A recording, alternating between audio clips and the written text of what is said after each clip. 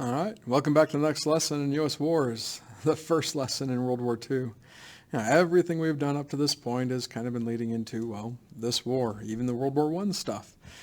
But hopefully you've been keeping up with the other lessons, like with the Spanish Civil War, appeasement definitely. If you have not gone through the appeasement unit, you need to watch that one. I go through that before you get here because, well, helps you understand things a lot better. But this is where we're finally getting into the beginning of World War II, at least on the European side. We'll talk about Japan and kind of how they, in a way, they start things a little earlier in 1930s.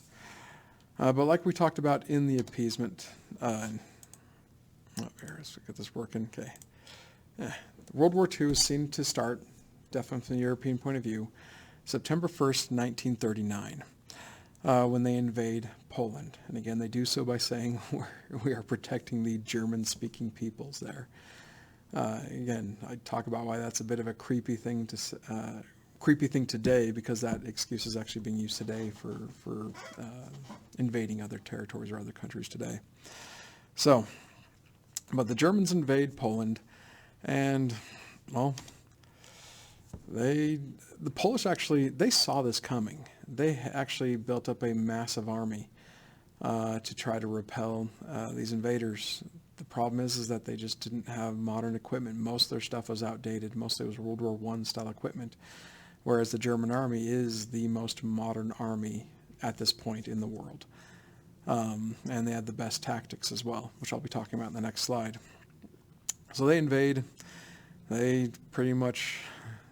they get the Polish pretty good right off the bat, but the Polish put up some pretty fierce resistance. You could say just, how do I put this? Not effective, but they put some pretty tough resistance against the Germans. Anyways, and you see a bunch of pictures here that I'm putting up here to go along with it. Now, one thing I need to put in here as well is Soviet Union also invades. And we don't focus on this much. I talked about this more in the last lesson on appeasement. And the reason why we don't focus on this as much, even to this day, is that they were our allies. They become our allies when the Germans invade the Soviet Union 2 years after this, so in 1941. But that'll be a whole different lesson we get into. So, but Poland goes down. Now, the tactic that we need to talk about at this point that enables Germany to win so easily in the first year and a half of World War II, where they just roll over all of Europe, is a tactic that they call the Blitzkrieg. This tactic was thought up and invented, you could say, by a guy named Hans Guderian. I hope I'm saying his name right. A tank general in World War II, a German tank general in World War II. The whole idea of Blitzkrieg, which in English means lightning war, is the idea that you take, and I explain it here, you take your mobile units, your tanks, motorized infantry, trucks, jeeps, motorcycles, whatnot. You see pictures of them all over there. Take them and you just drive through, you punch through the enemy lines. And unlike in World War I warfare, World War I warfare is when you could finally get a punch through, if you ever do achieve that, which didn't happen much in World War I. You try to encircle the other areas of the line and try to win the war right there on the front. Guderian didn't think that way. Blitzkrieg doesn't operate that way. Blitzkrieg says you punch through and you just keep going. What that does is that instead of winning the war right there at the front, you win the war behind the front. So all the supplies coming in to help out your enemy, you take for yourself. All the reinforcements coming in, you destroy them or have them surrender or take them out in some way. And then your enemy army that's still at the front, by the way, I usually draw this up on the board. I'm sorry, I'm having to explain this at the moment. Look it up. There's a lot of explanations of Blitzkrieg, internet and other things. I'm just doing the best I can here. But again, the main army, the enemy army that's up at the front, they don't know what to do. So they like to do, as a video game terminology, they turtle. They don't know when they're going to attack. Are those tanks going to come back and hit them? Well, you need to shore up your defenses.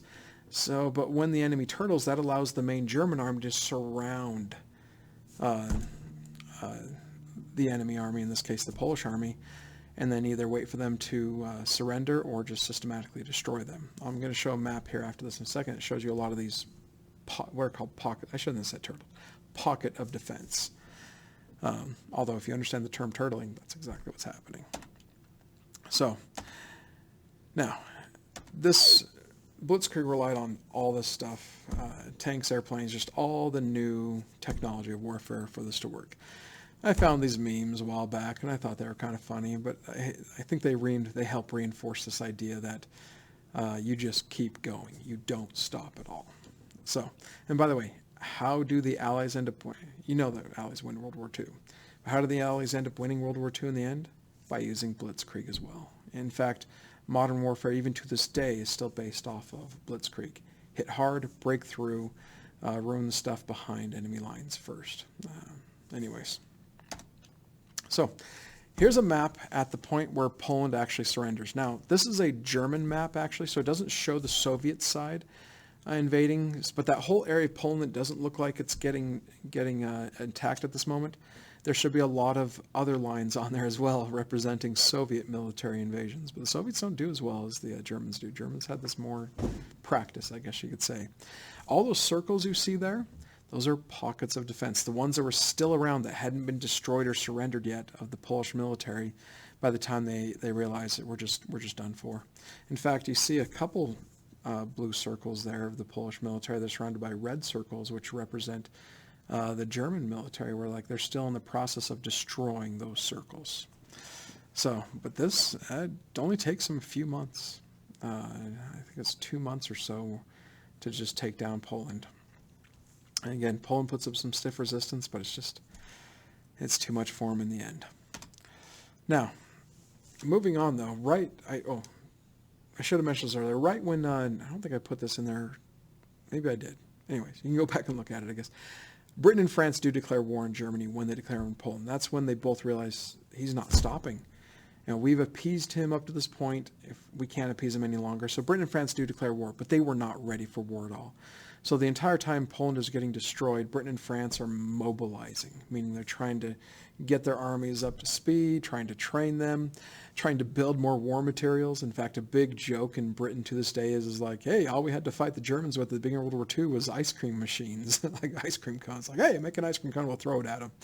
You know, that's kind of like the big joke. I shouldn't say the big joke. Well, I've heard that joke many times.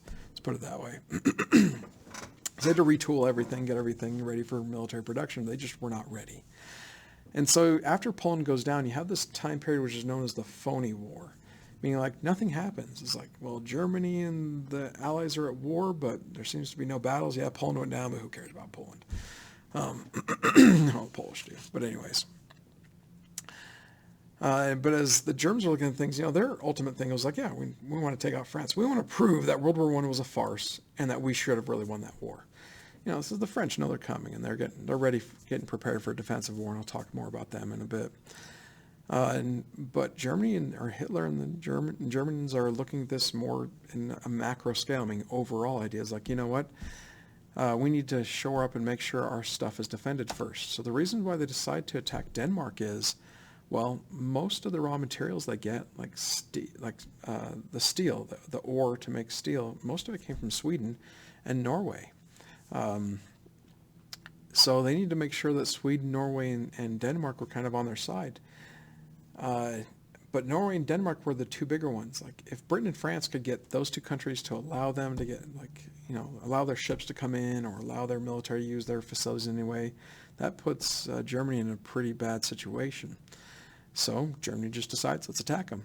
They invade Denmark first. Just long story short, Denmark surrenders in 5 hours. They do not have a military ready for this. They are not prepared for this in any way, shape, or form. And the king of Denmark at the time just decides, hey guys, put down your weapons. This is we just saw what happened to Poland. We're not going to last. I don't want to see us all die. So Denmark surrenders. And right after Denmark goes down, the Germans then attack Norway. Now, if you're looking at this, the map down at the bottom, you see where the Germans are coming up to Norway, and then the British and French are actually trying to come up there as well. You know, the British and French realize that we can't let this happen. But the Germans just basically one-up them. I could go into a lot of explanation here, and if you're from Norway, you definitely get a lot of the stories that happen here, but the simple way to put it is this. Norway puts up as much resistance as they can, but they cannot deal with this new Blitzkrieg tactic that they have, and no one knew what was going to come in the form of paratroopers. The Germans are the first major military to use paratroopers to great effect, and where they use them to great effect are Denmark and Norway. They land in areas, hold them until the main army can get there. The British land a bunch of troops, and they do have a little bit of success, but it's just not enough, and they have to take them out after a while. But the British did prove that their navy was still pretty indomitable at this point. They're pretty good. The Germans and the fledgling German Navy gets into it with the British Navy. There's ships sunk on both sides, but the Germans are the ones that really get handily pushed out a bit.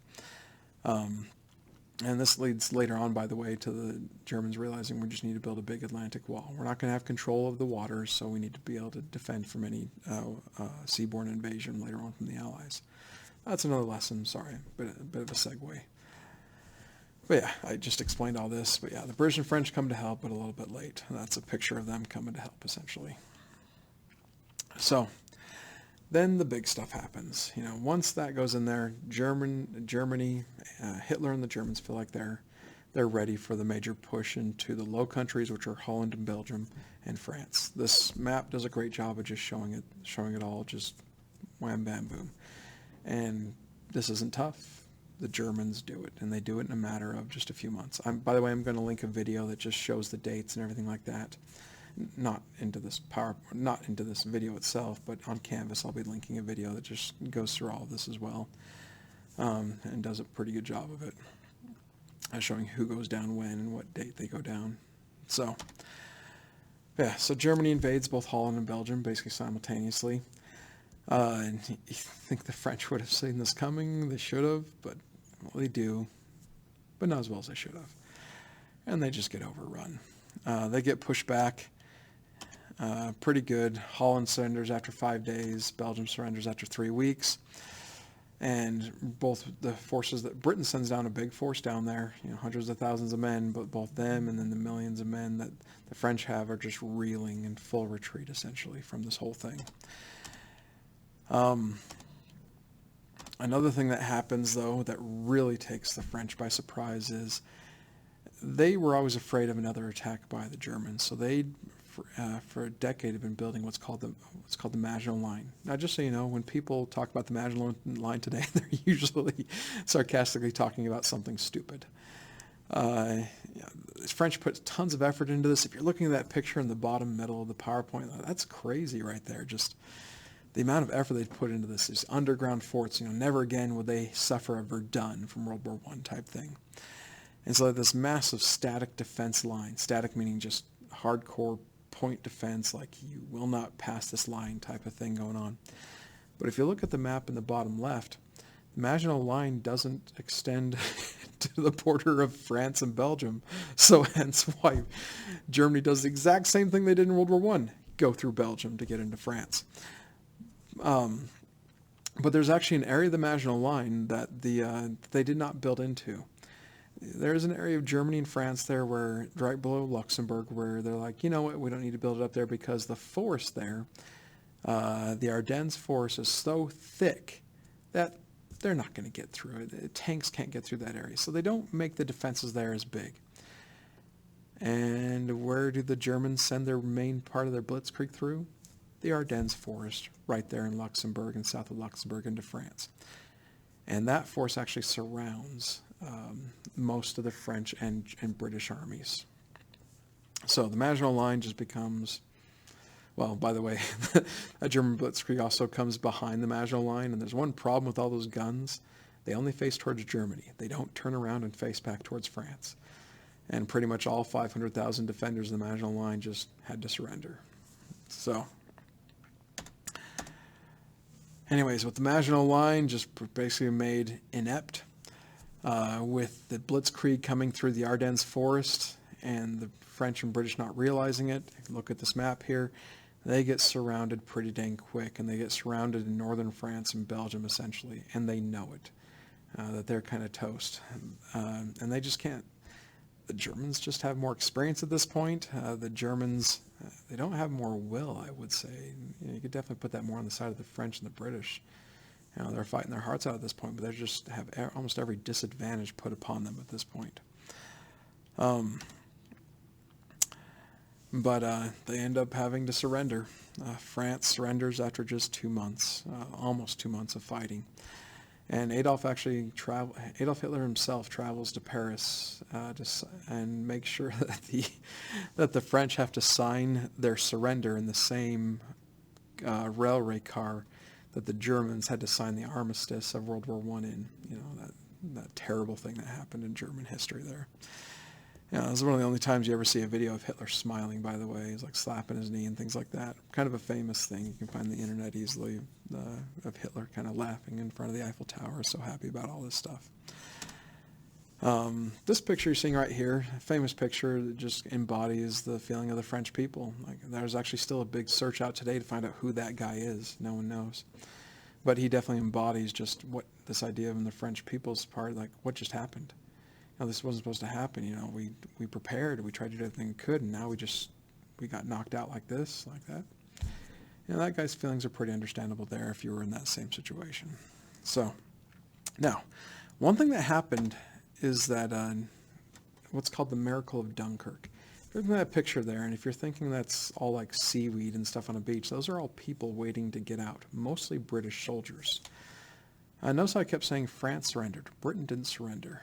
One of the things that helped them is they were able to get out of a place called Dunkirk. So basically the British and French, a lot of them get surrounded in this area called Dunkirk, and the Germans kept squeezing them down. And they should have gotten knocked out pretty quickly, but there was a fateful decision by Hitler that actually anyway kind of saves the British soldiers there and a lot of the French and allowed them to get evacuated. Basically what happened was this, is the Germans are at a point where, do we push forward to Paris as fast as we can and just get France out of this? Or do we put the majority of our troops around what is the majority of the French and British army here at Dunkirk and destroy them so they're no longer a thorn in our side? The Germans are a little bit worried that if they take too long to just try to destroy this force, this British and French force at Dunkirk, that maybe the French were able to put up more of a defensive resistance more south of them towards Paris, and it'd be hard to get to Paris. So the leader of the Luftwaffe, a guy named Hermann Göring, a friend of Hitler, says, hey, let me take care of it. I'm going to bomb them into submission. I'm just going to bomb the British and French into submission. And you can take most of your panzer divisions and Blitzkrieg down to Paris. Hitler's like, all right, we'll do that. This gave about a week opening, a 1 week's time opening for the British to get out there. And Churchill, the leader of the British at this time, Chamberlain, has resigned at this point, and he actually passes away of cancer, I believe, soon after this. Chamberlain does. Churchill is like, we need every boat to get down there and get these guys off that beach. And just, if you haven't seen it, they actually came out with a movie called Dunkirk just a year or two ago. I would suggest going to watch it. In fact, I'm going in Canvas. I'm going to link a clip of that movie that just kind of shows what this is like. It does actually a fairly good job of just showing just this sense of just almost hopelessness in the Dunkirk situation, and how just normal British civilians, along with the British Navy, I should say the British Navy, along with British civilians, help get these guys out of there. Like, you have people coming in just their yachts and stuff like that. Oh, sorry, I'm not going there. You have guys coming in just like their yachts and stuff like that, coming to help save these guys at Dunkirk. And not only are they able to get the British out with that time and all of this, especially civilian help, they get a lot of the French army out. They get some of the Polish army out. They even get some of the Belgian army out that was trapped there. Now, I will say this, a lot of French put up a massive stiff resistance to allow this to happen. People who don't get a lot of credit in this one, like in the movie or anything else, that I see a lot is the Polish. They're actually, even though Poland is out of it, there's tens of thousands of Polish soldiers still fighting in the war, and they go and join the French and British armies, and mostly the British later on because the French go down. And the Polish put up huge resistance to help these guys get out. And this is big. This is a big thing that happens. Yes, it's a defeat on the side of the Allies, but it's big because all those 300 and more thousand soldiers that get saved, they're there to help continue the war. In fact, a lot of those guys come back 4 years later on D-Day, the invasion of France by the Allied powers, when the Americans are there to help out. So, anyways, with the idea of Dunkirk, and just this is the whole idea of just conquering all of Central and Western Northern Europe by the Germans. I'm going to leave it here as kind of like part one of the beginning of World War II. So I'll see you in the next lesson.